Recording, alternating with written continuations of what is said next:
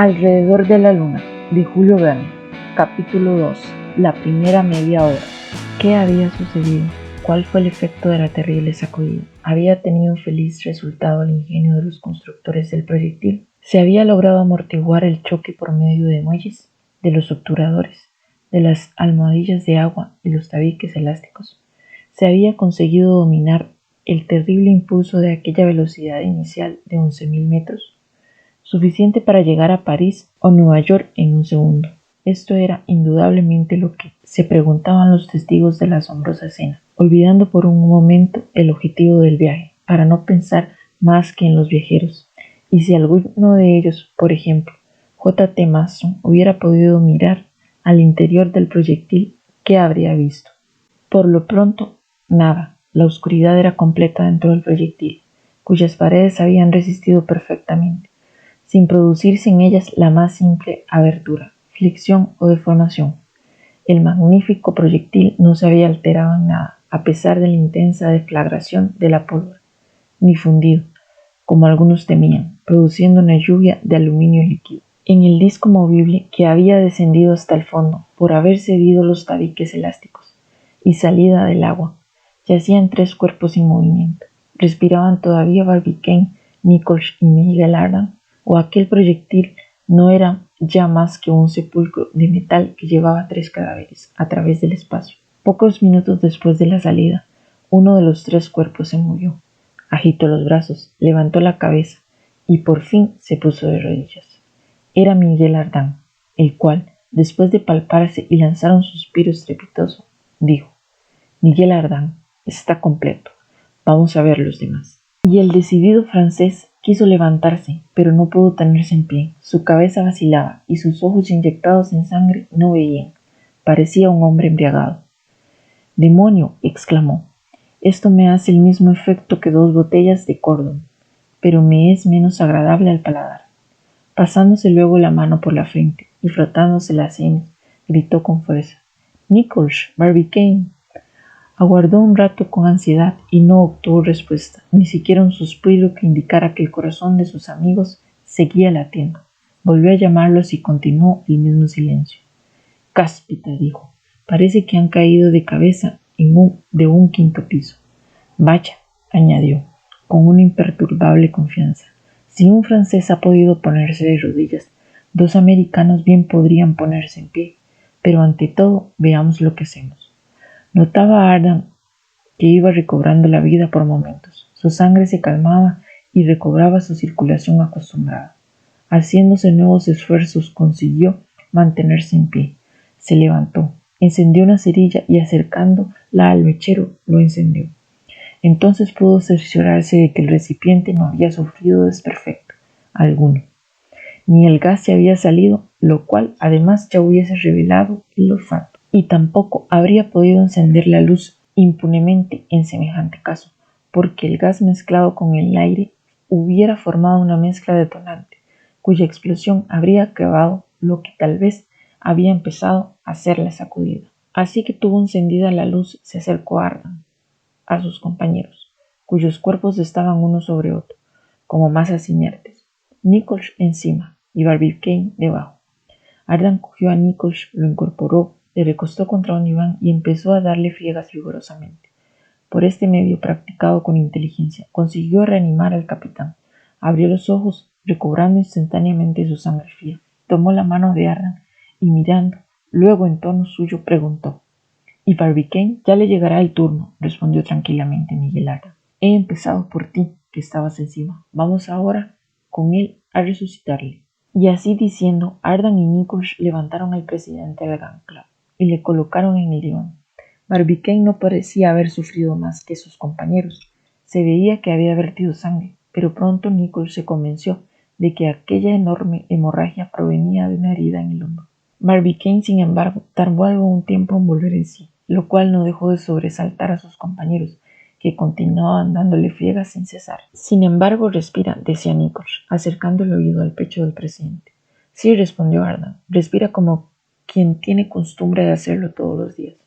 Frotemos, Nichols, frotemos sin parar. Y los improvisados enfermeros lo hicieron también, que Barbicane recobró el sentido. Abrió los ojos. Tomó la mano a sus amigos y preguntó ante todo: ¿Caminamos, Nichols?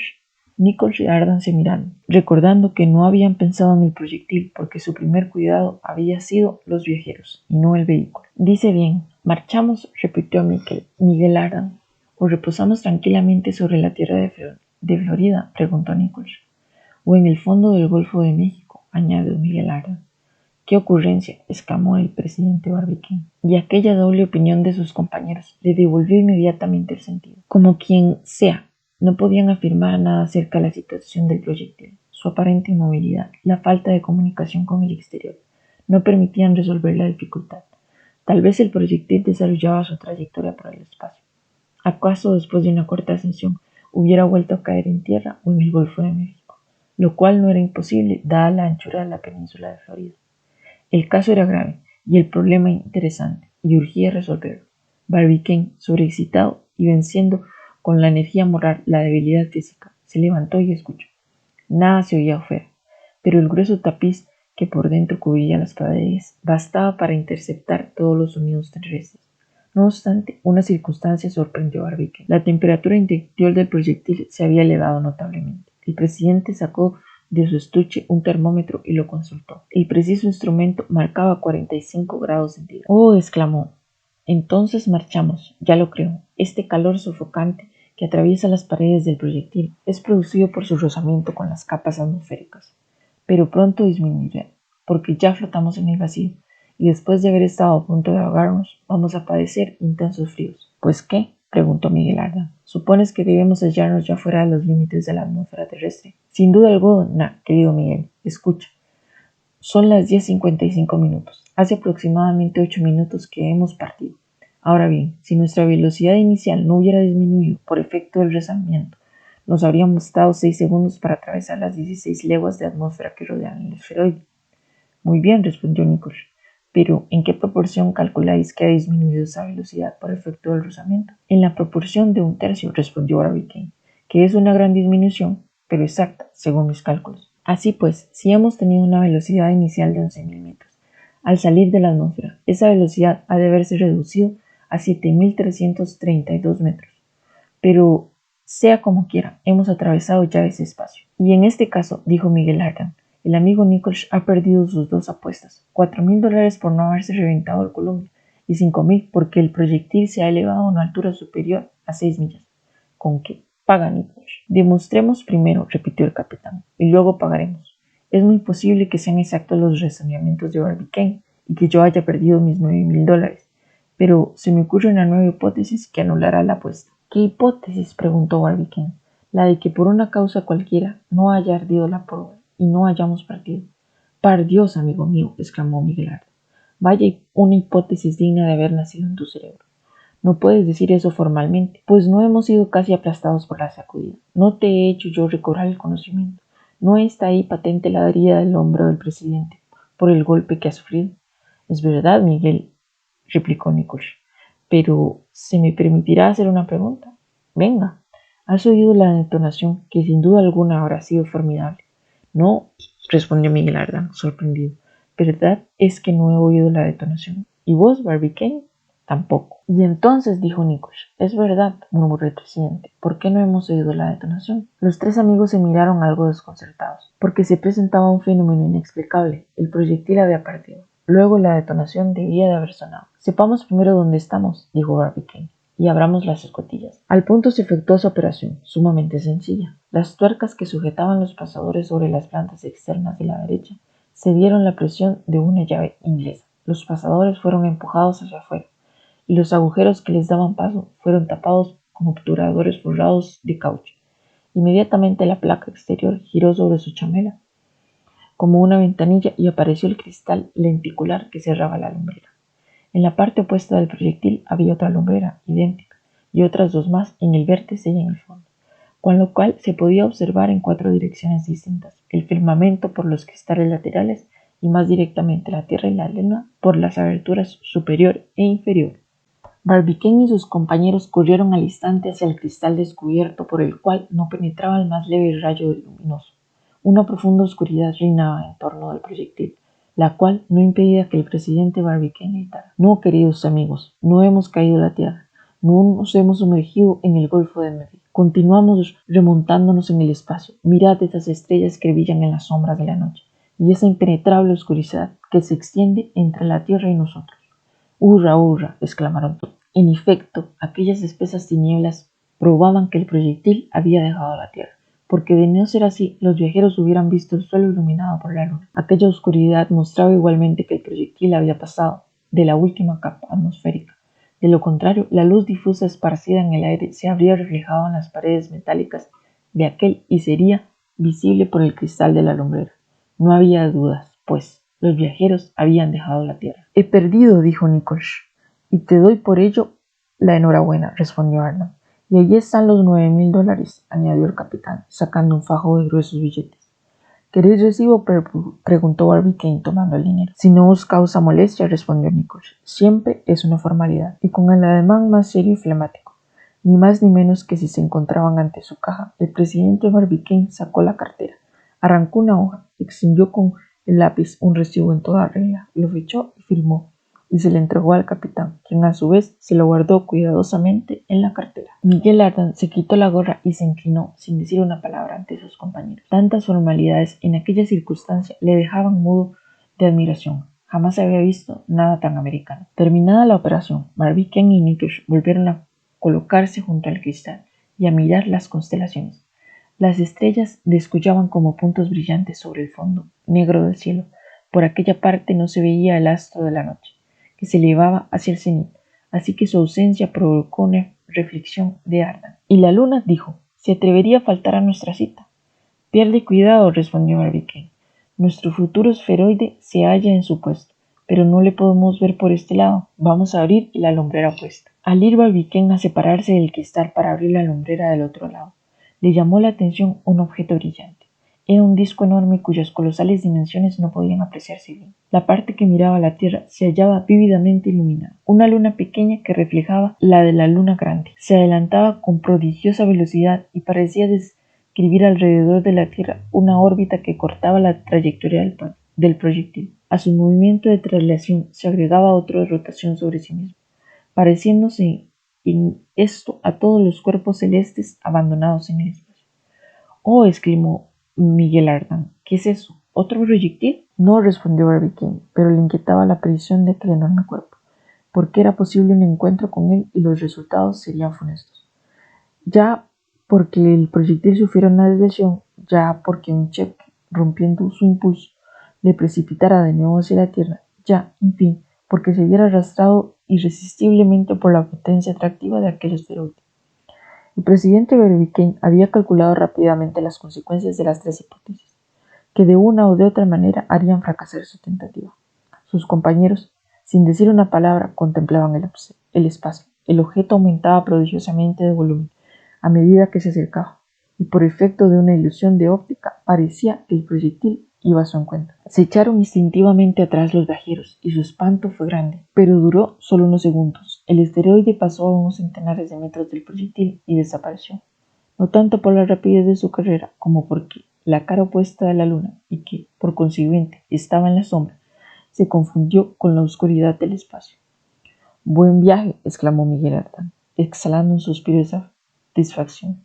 «Vaya por Dios, ¿con qué? Es decir, que el infinito no es bastante grande para que una miserable bala de cañón pueda pasearse por él a sus anchas. ¿Y quién es ese globo presuntuoso que ha estado a punto de darnos un empujón?» «Yo lo sé», respondió Barbicane. «Naturalmente tú lo sabes todo. Es un simple bólido, pero un bólido enorme que la atracción de la Tierra ha mantenido en estado de satélite». «¿Es posible?», exclamó Miguel Ardan. «¿De modo que la Tierra tiene dos lunas como Neptuno?» «Sí, amigo mío, dos lunas, aun cuando generalmente se cree que no tiene más de una.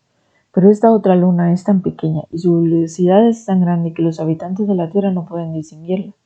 Solo teniendo en cuenta ciertas perturbaciones ha podido un astrónomo francés, el señor Petit, determinar la existencia de este segundo satélite y calcular sus elementos. Según sus observaciones, este bólido hace una revolución alrededor de la Tierra en 3 horas y 20 minutos, lo cual supone una velocidad extraordinaria. ¿Admiten los astrónomos la existencia de este satélite?, preguntó Nichols.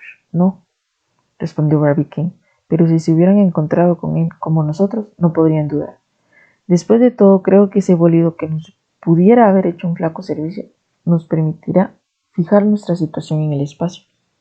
¿Cómo?, preguntó Arnold.